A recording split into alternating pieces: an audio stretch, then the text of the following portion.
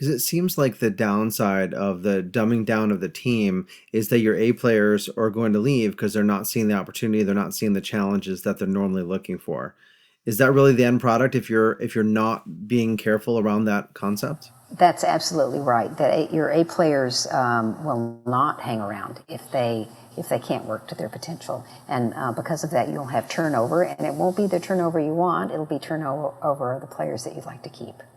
That's a really fair point. Yeah, not all turnover is bad turnover. What do you recommend for leaders to kind of identify the blind spots they have on their team or in their approach to their team? Yeah, so blind spots are really interesting because we all have them, right? And we don't know what they are. It's the one thing, if you think about that people really worry about, is the what don't I know? Because if we know about something, we can prepare for it in some ways.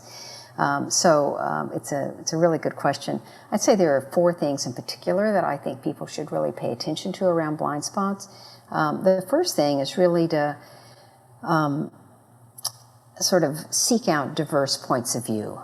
That it is so important that you hear from people who've had different experiences that you've had, who have different backgrounds that you do, maybe come from different industry that you do, but to really seek out those differences.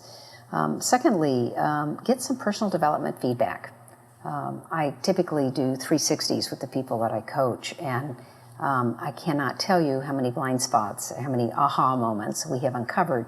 And if you do these 360s in a way that's developmental rather than like your review, people will give you honest feedback because they know it's in the spirit of helping you develop.